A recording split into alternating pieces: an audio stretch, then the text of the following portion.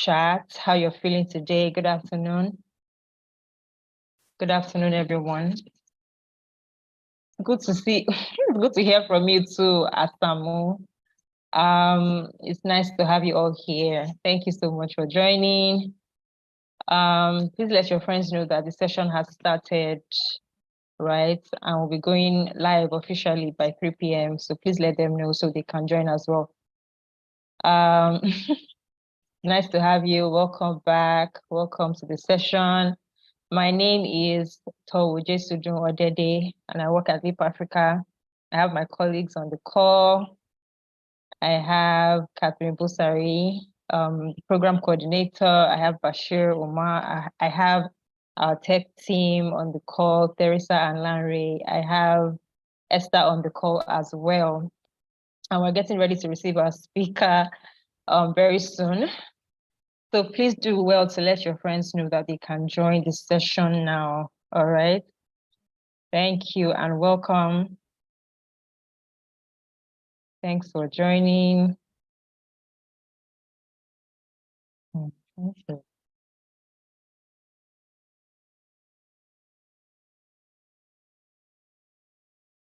Welcome, welcome, welcome. Good afternoon. Welcome back. Yes, good afternoon. How are you guys doing today? So I just like to ask, how are you spending your Easter break? How is it going over there? How are you spending your Easter break? Are you going to be studying? Are you traveling? Are you going out with friends? Are you resting this break? You can share with us in the chat how you be spending your Easter break. Oh, writing exams. Okay, okay. Good luck. Good luck to you. I wish you all the best.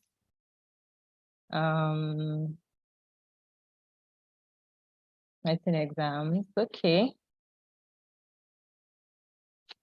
We are happy to have you as well, Charles. Oh, you're going to rest. That's good. Rest is very important.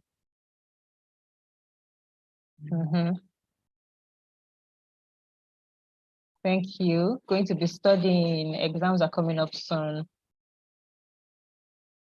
Okay, you'll be studying and resting at the same time. That's good. That's good. Oh, you have just started your holiday. Okay. Well, I'll be resting as well. And I'll be, catching up with some friends. Thanks for asking. Visiting family and friends, that's good. That's a good one.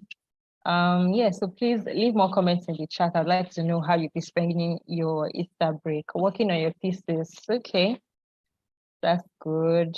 Well done, and good luck to you. And I hope you are all having a good day as well, wherever you are. You can also let us know your location and where you're joining from, right? Finishing the remaining modules. Okay, that's very good. Rooting for you. Really hope that you are able to finish all the modules. Okay. Welcome everyone. Yes, another amazing time today. Really looking forward to it. Can't wait to have our speaker address us this afternoon. So yes, I'm really looking forward to it as well, just like you. You'll be home all through working on your oh, okay. For your modules, you're done with them. That's great. I'm really happy to hear that. Well done. Working on your other courses. Okay. You're joining from Kwara State. Okay, that's great. Welcome and thank you so much for joining, everyone. Thank you. We'll do this for another 3 minutes while we wait for more people to join. All right. So thank you. Thank you all. The modules are nice. Okay, so what's your favorite thing about the modules? Would you like to share, Steven? Hi, Charles from Abuja. I'm happy to have you here.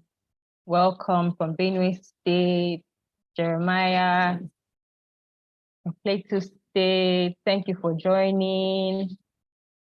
Thank you so much. You're welcome to the live review session. Joining from Lagos. I'm really happy to have you here. Share with us where you're joining from. Yes, your favorite module so far. How you'll be spending your Easter break. Are you going to be studying? Are you going to be traveling? Are you going out with your friends? Thank you very much, Sherifat. Are you going out with your friends? Are you writing exams? What's the plan? You have a couple of days. Joining from Ekwe. Hi, Mercy. Thank you. Thank you, Ikechukwu. Happy to have you here as well. Your favorite module is hard to pick. Okay. But okay. I'll take that. Okay. They're all very engaging. We're very happy to hear that. Please share with us how you've been spending your Easter break and how and your favorite module so far. Right? Let's know your favorite module.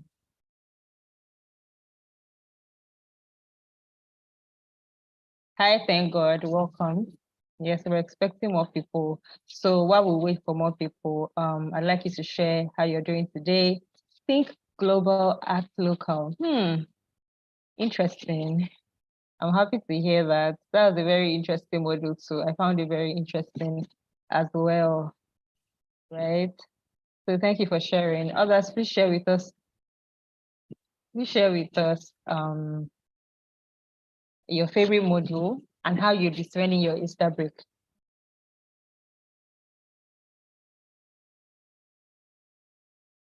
Effective communication. Yes, I remember that model. I really like it as well. Transformative leadership by Femi Taiwo, effective communication. Thank you, Charles. Those are good models. They're all very good. They're all fantastic, by the way. But yes, those two. I'm expecting more people to say advocacy 102.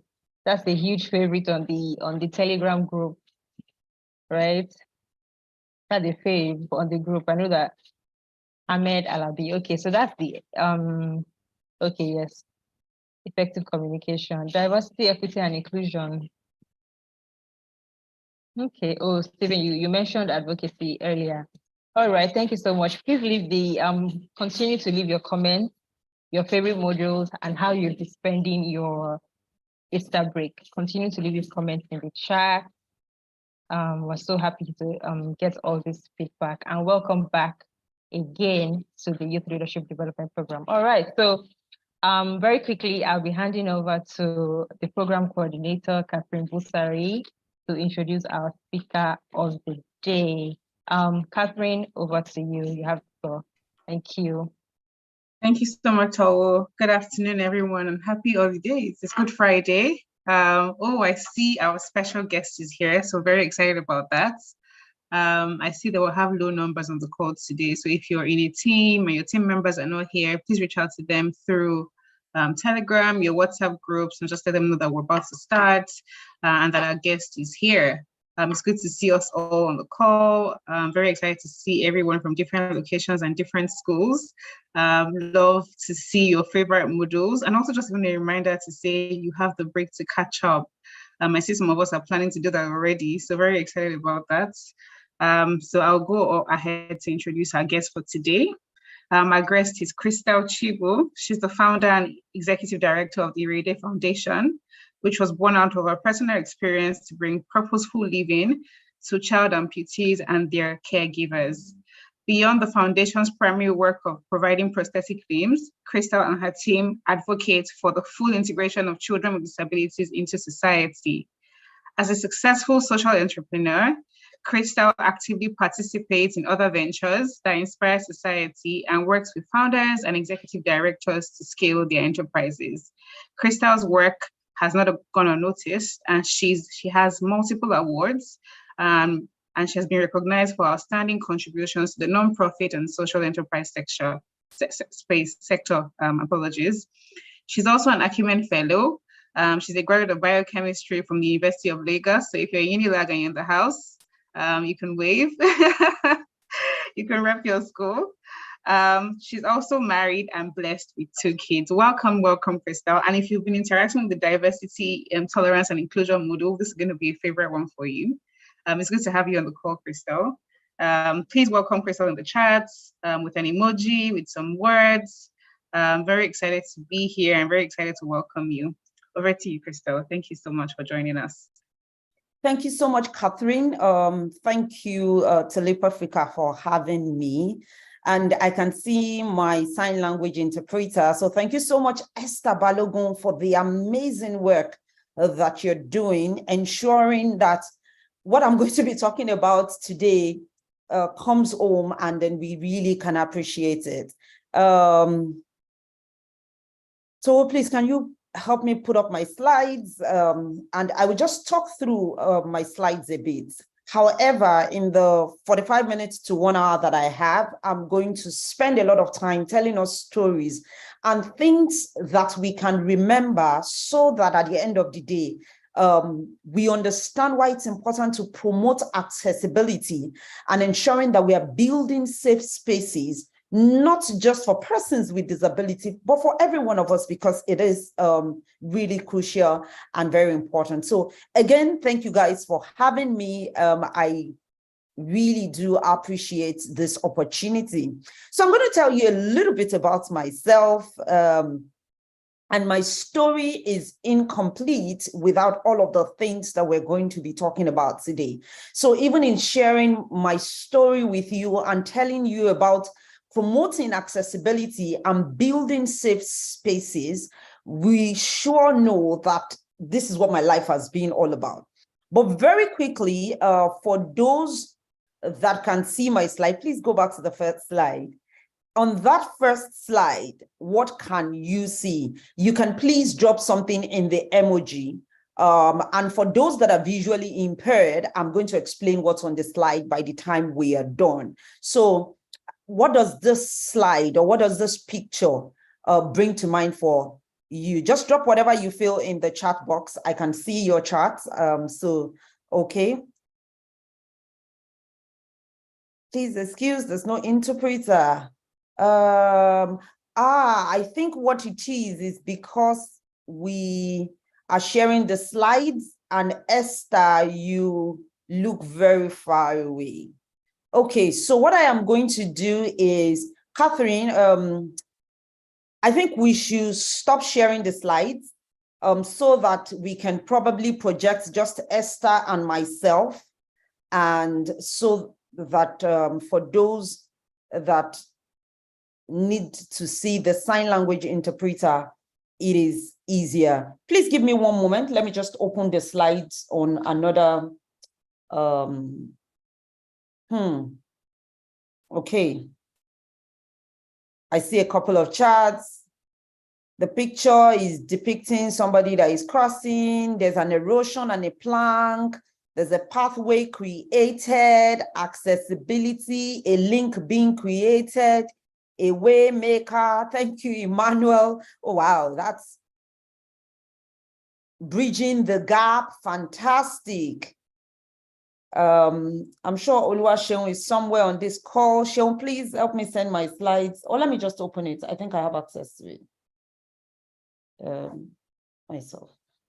Please just give me 1 minute. Let me quickly get this out for us so that I want us to be all fully present. Okay, access to destination, making access for everyone. Boom, boom, boom, boom, boom.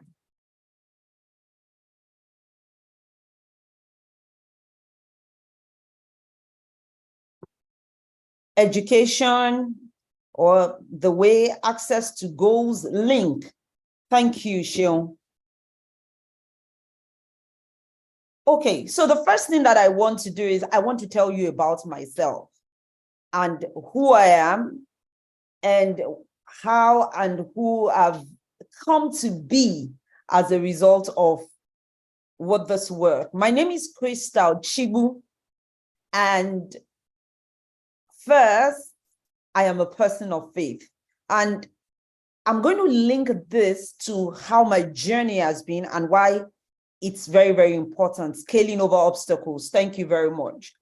I have a vibrant family, creating safe spaces. Thank you so much. Okay, so now let's get back to our model. I used to work in the private sector. So I worked for a company called Procter & Gamble for about 13, 14 years. And I found myself in the social enterprise space where I began to run the Irede Foundation as a result of my personal experience. We will talk about Irede in a short while, but I'm also an author. I've authored about 3 books, Board Engage, Irede, and Lemons to Lemonades. I'm an Acumen Fellow, and I'm excited also about the work that I do for Leap Africa. So having said that, for those amongst us that are visually impaired, the picture that I had a little girl in her school uniform, and there was a plank covering a very big drainage space, or a gutter, whatever you wish to call it. And this girl was moving from that end to the other end. For the people that talked about it being a bridge, yes, the plank was the bridge. However, there is so much more to that girl than just the bridge. This girl that you saw, and for those that could see that picture, she is an amputee. So one of the legs that she has is amputated. And that amputation, without the artificial leg that she's using, she would not be able to move from one place to the other. Accessibility, which is one of the things that we want to talk about really, is the practice of making information, activities, or the environment sensible, meaningful, and usable for as many people as possible. What Leap Africa has done for us this afternoon is to make sure that this information that I'm going to be sharing is accessible to those that have hearing impairment.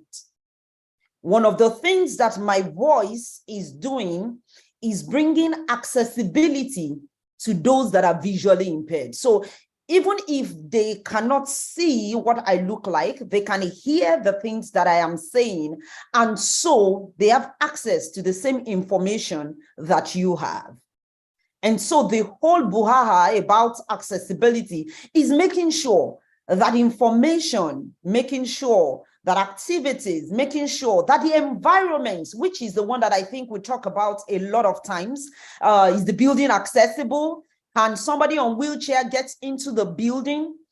Is making sure that everybody, every information, every activity is usable for any person at all. So it's not just about persons with disabilities. So if we have information and it's not accessible to you, or is not usable to you as a person, then accessibility is missing.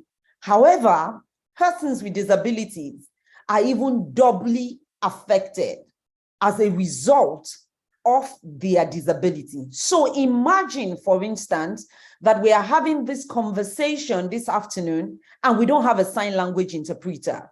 What we have done is reduced to the barest minimum the participation that can be possible for people that have hearing impairment.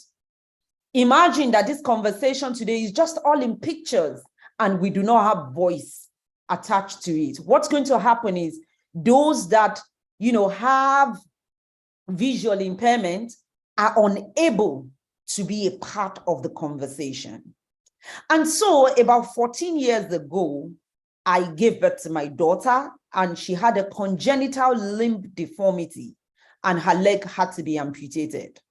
When her leg was amputated, pretty much I couldn't see any hope ahead for her, because one of the things that I started thinking about was the fact that she might have to beg on the streets, because the pictures that I had painted in my mind was of people with disability having to be on the street begging.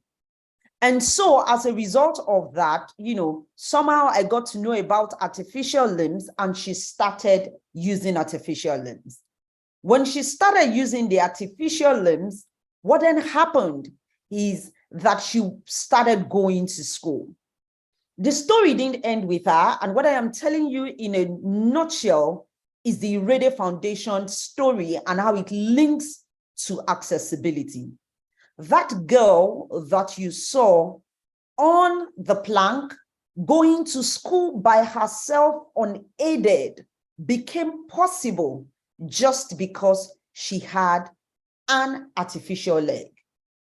And it's the same thing that happens and we need to have in order for us to have safe places, not just for anyone and everybody at all, but also for persons with disabilities.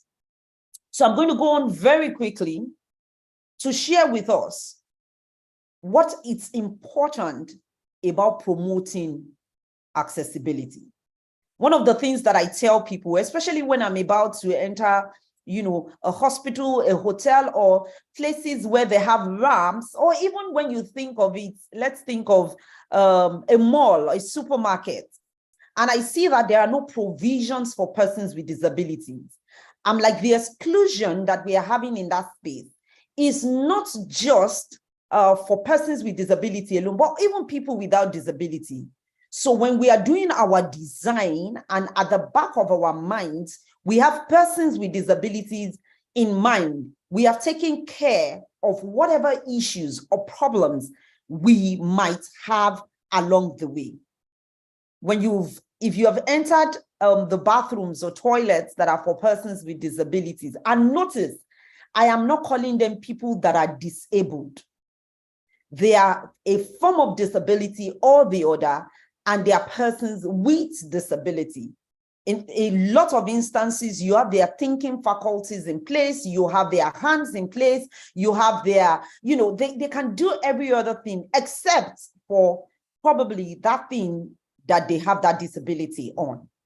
And so when you enter the bathroom of persons with disabilities, you realize that what happens is it's very spacious. There is a grab bar, so you can hold onto something. And so when you can hold onto something, anybody can sleep in a bathroom. So imagine that all our bathrooms are designed in such a way that we have that kind of access possible for us. Imagine that information is available in every way, whether it's braille, you have the voice. I'm sure that when this program was going to begin, the information was made available in formats that was accessible to everybody that needed to be a part of this program. And for that, that what you are driving is accessibility. Can I ask you for a second, if you're on this call, what does accessibility mean to you? Because for every one of us, it means different things. Even when you think of it in terms of gender, there is a need to have inclusion and accessibility for everyone at the table. The easiest way I like to put this is, who are you excluding from the room and why is that? Once you can remove that barrier, you realize that at the end of the day, you have everybody present in the room. Very quickly, because of my time, and I'm trying to slow down my speaking because I'm aware that I have the sign language interpreter and I want her to get everything that I am saying. I'm going to talk a little bit about diversity, equity, and inclusion and how they all merge together. And I'm excited that we already have, the diversity and equity class that we've done before. But I want to talk a little bit about this framework because it's important when we are talking about promoting accessibility and building safe spaces. And I'm going to talk a lot about safe spaces towards the end because if a space is not very safe, especially for persons with disability, what happens is you can't see the expression. And DEI, diversity, equity, and inclusion, helps us to create a space that is safe for everyone. Remember that in my description, I have said, once we take care of persons with disability, we have taken care of everybody. So when you talk diversity, you're talking about the people and perspectives. And I've talked about persons with disability a lot. I've talked a little bit about gender. And so when you see the different people that exist in our community and the different people, when you even think of culture, the diversity of culture, the diversity of religion, the diversity of gender, the diversity in different ways, you see that when you have the different people and perspectives in the room, everyone is taken care of.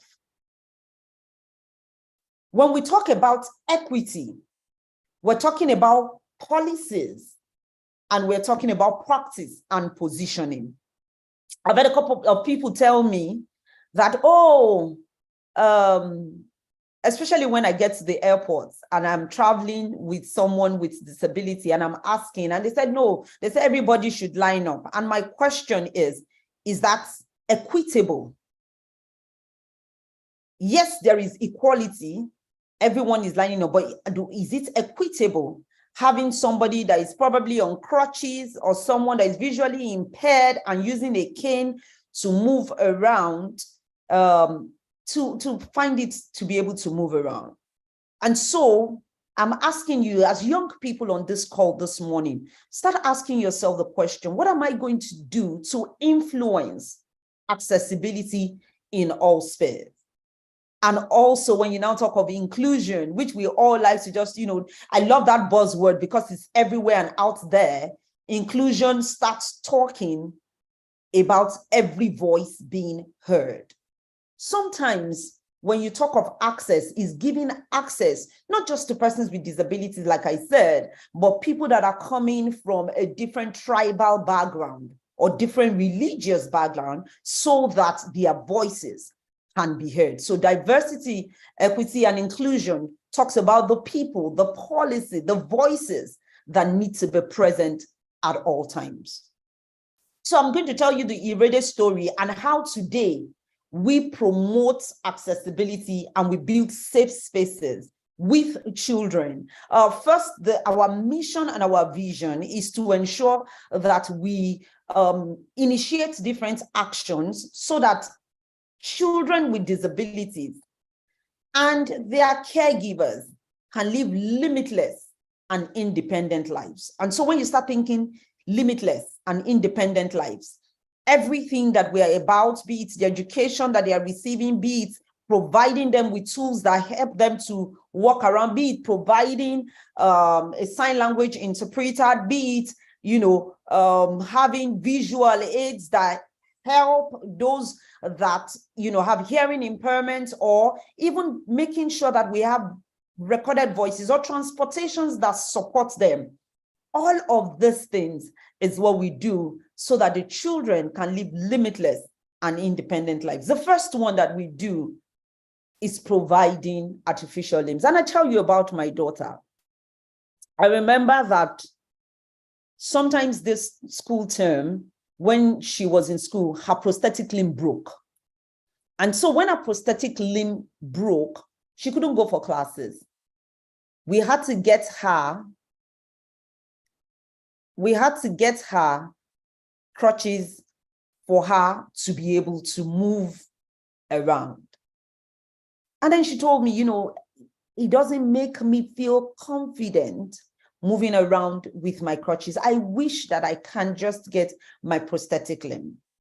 And, we had to do a lot of things to get her back to getting her prosthetic limb. That's how having a prosthetic limb gives confidence and helps you to be safe. On the slide that I had some of the children with disabilities engaging with their typical in class and, you know, playing sports and doing different things. That is because there is an environment that has been provided to make sure that these happen for them. As you think about this, again, I want to point to you. We are all working in different spaces and in different spheres. What are you going to do to promote accessibility? Remember my definition of accessibility, talking about,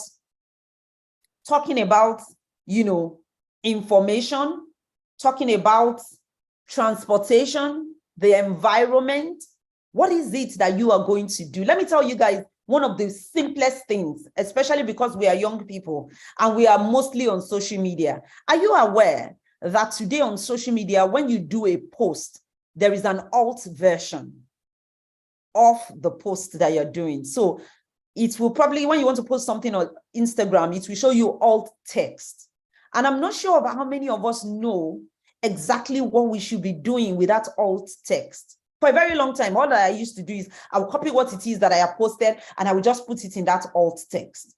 However, I came to realize in connecting with those that are visually impaired, that all that it needed, especially when you think of Instagram, is a very graphic social media platform for you to describe what it is that your picture and everything that you're talking about is. That's what you put in that alt version, so that that person that is visually impaired can understand exactly what the rest of us can see. So if, for instance, I were to use that alt version talking about Crystal to someone that is visually impaired, I would say Crystal is a middle-aged woman, fair complexion, and she has red hair. She's putting on earring and a blue dress. And she's the speaker for today. What that does for that person that is visually impaired is they can easily just paint a picture of who they think Crystal is.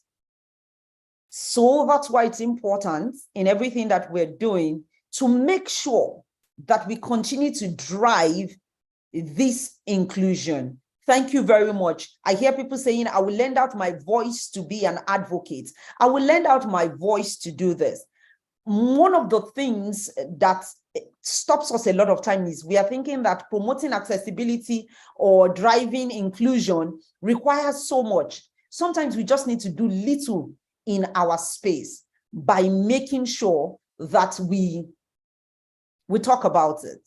We have conversations about it. When I get to the banks and I see that there is a parking for persons with disability and somebody else has parked there, I don't keep quiet about it. I actually go on ahead and I talk to the security. I'm like, this parking, this is what it is for, and this is how it should be used. So it's important that we begin to ask ourselves, what can we do?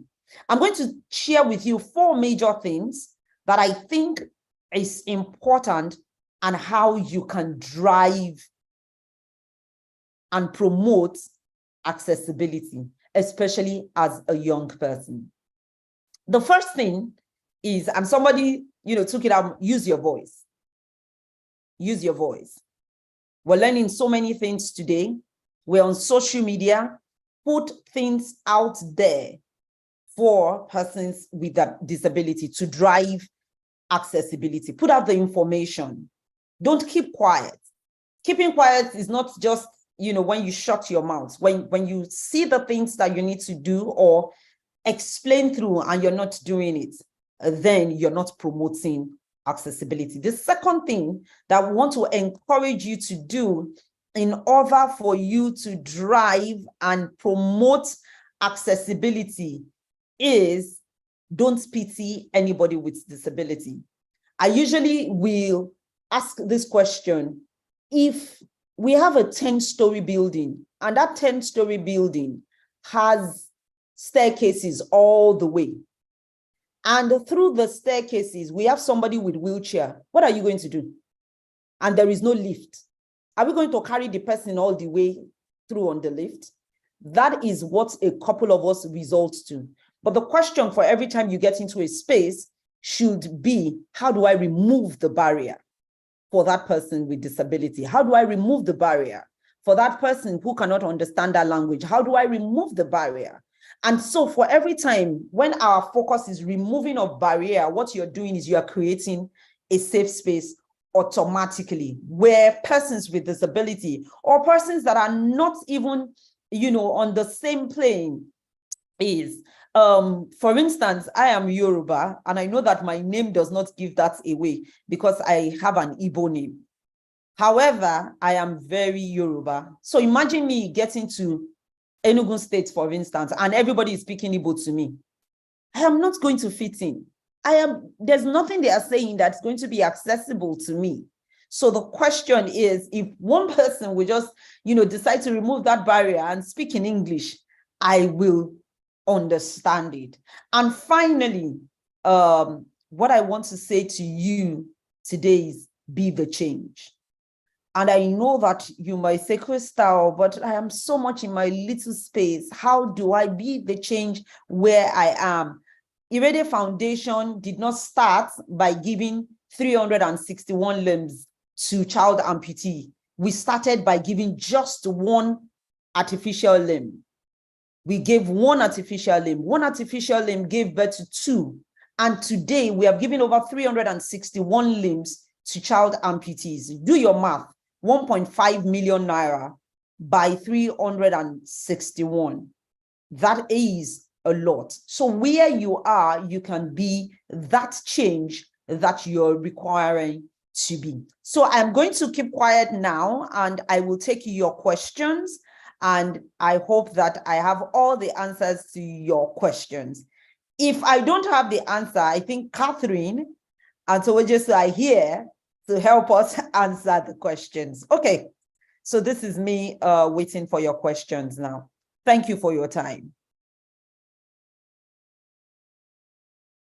All right, thank you very, very much, Crystal. That was so profound. Yes, so now it's time for question and answer. If you have a question, please raise your hand or leave your question in the chat so that, okay. I think there's a question here, I'm not sure. Abdul Razak.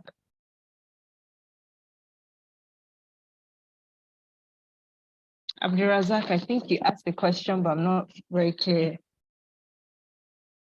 Yes, well said, Crystal. Thank you so much. If you'd like to ask a question, please raise your hand or leave your question in the chat.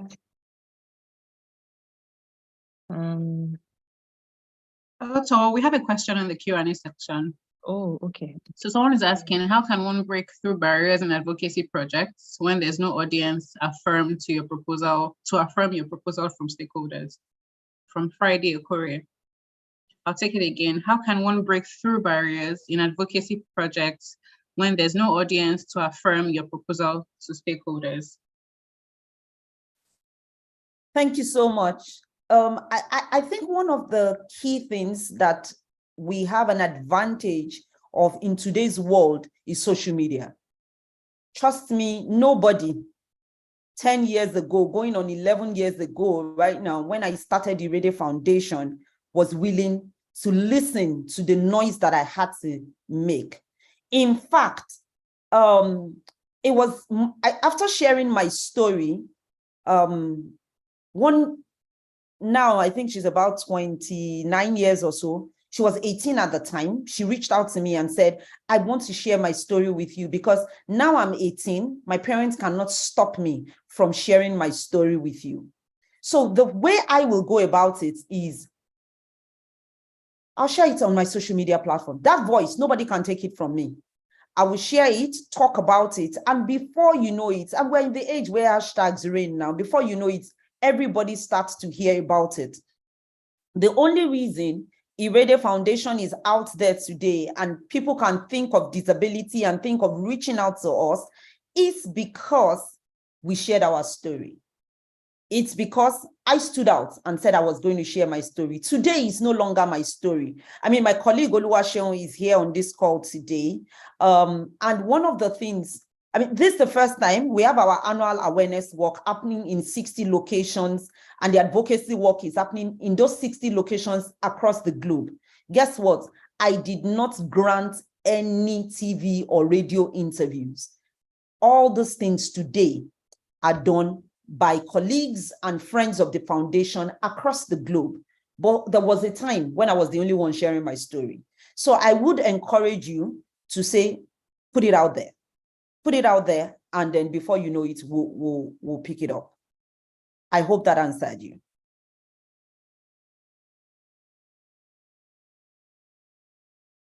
Yes, thank you very much, Crystal. Thank you so much for answering that question. I hope that answers your question.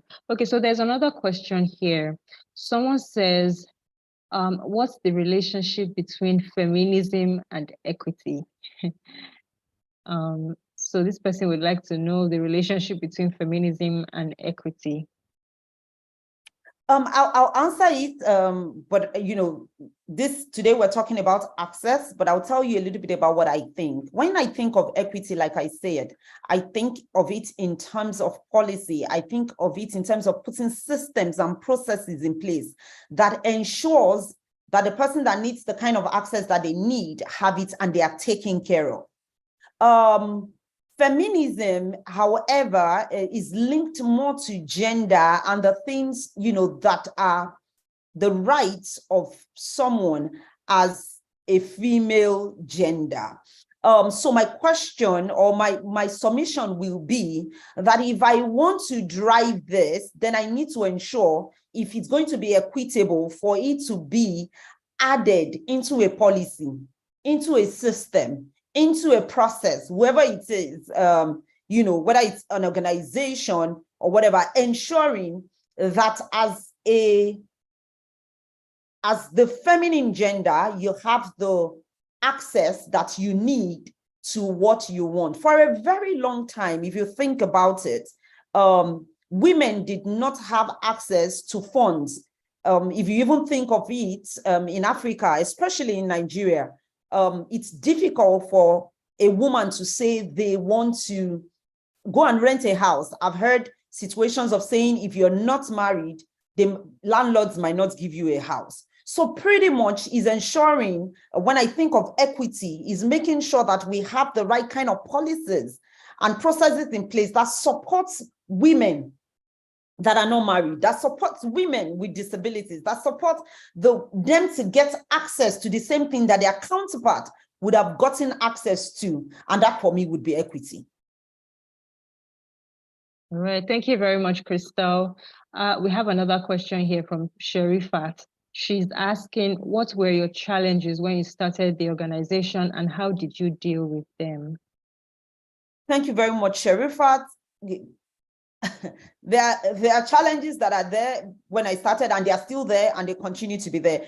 Remember, one of the biggest challenges that I had is that I did not have any physical or visible disability. And I was working with children with disability. So it was a bit tough because persons with disability themselves could not understand why somebody without a disability was doing her advocacy work in the space of the disability space. So for a very long time, I needed to explain. Also, there are a lot of religious and cultural differences or background that we have in Nigeria that was kind of tailored to affecting the work that I was doing. So where I was advocating for people to go to the hospital, to go and, when you have an accident and you have a broken bone, go to the hospital. Religion said go to church or go to mosque and you will be prayed for and you will get better.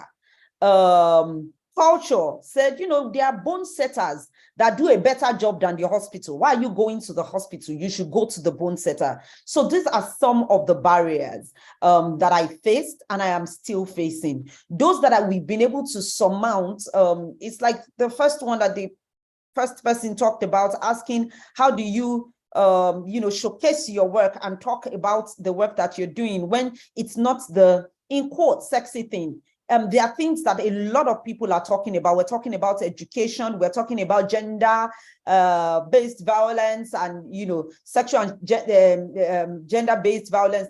Disability was not the thing that anybody was talking about. So the stories were not out there. And people, because of the cultural and religious backgrounds also, were unwilling to share their stories. How I have been able to navigate through is by consistently sharing my own story. People then get comfortable, and then now they can share their own story. So it's no longer my own story alone. It's now the stories of a lot of people, both parents of the children with disability and also even persons with disabilities that are now living a full life.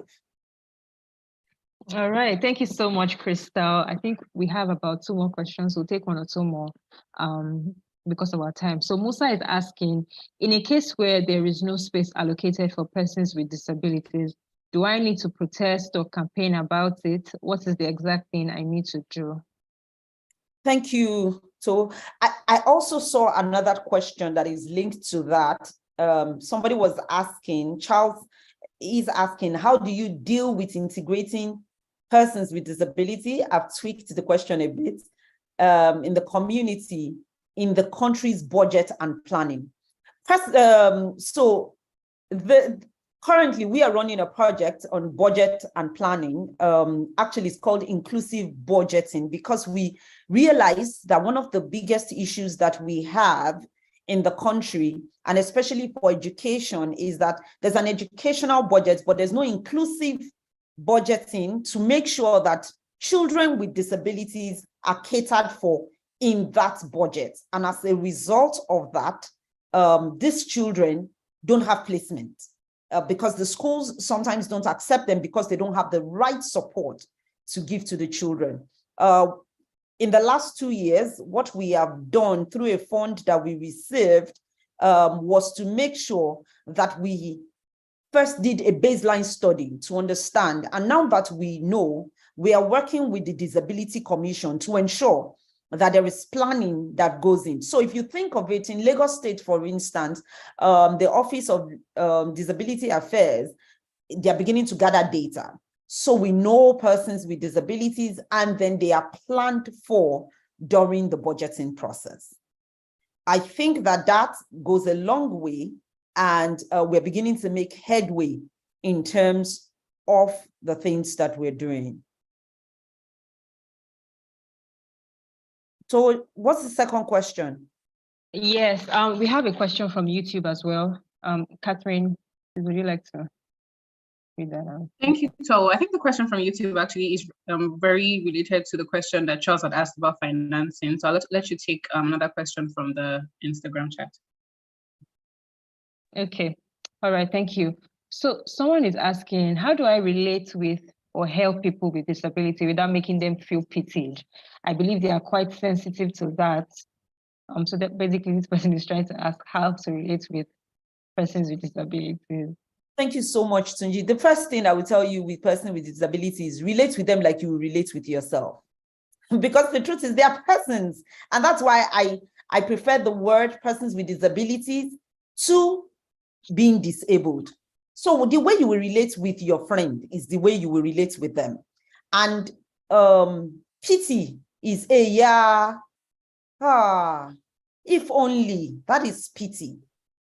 Support is when you remove the barrier, is when you ensure, when you have the opportunity to make sure that what it is that is making them not to participate is removed. What Leap Africa has done this afternoon by giving us a sign language interpreter is supporting persons with disability and removing the barrier. But imagine that what they now had to do was not to have a sign language interpreter, then they transcribe everything and send it. That's pity.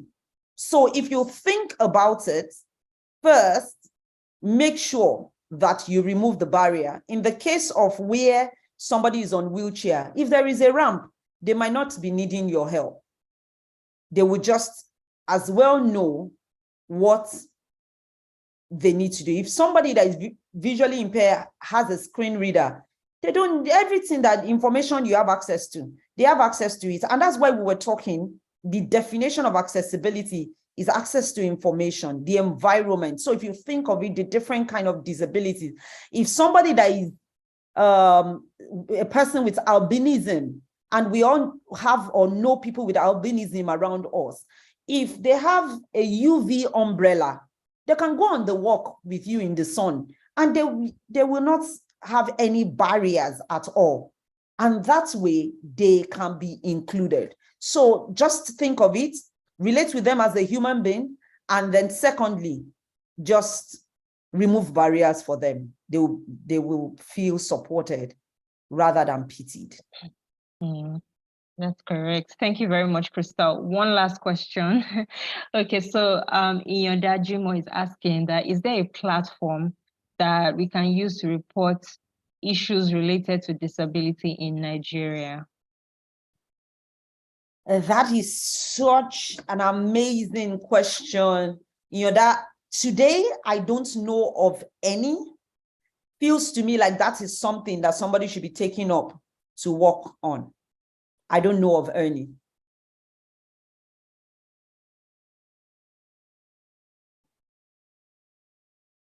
All right. All right.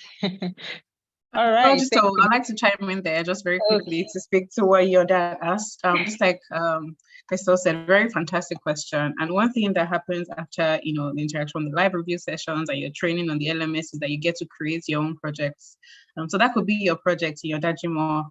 We're looking forward to even speaking to you. So there's an opportunity for you to engage various stakeholders.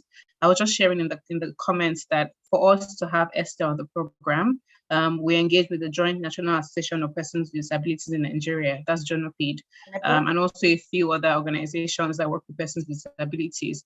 We had also even conducted a needs assessment with representatives of undergraduates that are persons with disabilities across schools in Nigeria. So you can imagine that for you to solve a problem for persons with disabilities, you have to engage with persons with disabilities. You have to understand what the needs are, what the priorities are, and in putting together a platform like this that can serve as a reporting tool, or just maybe something that sheds more light on the gaps where persons with disabilities are concerned. You can think about that as a project. Actually, I just wanted to say that's a really good idea, and I think that you can work on that. It is a great idea, actually. All right. Thank you very much, Catherine.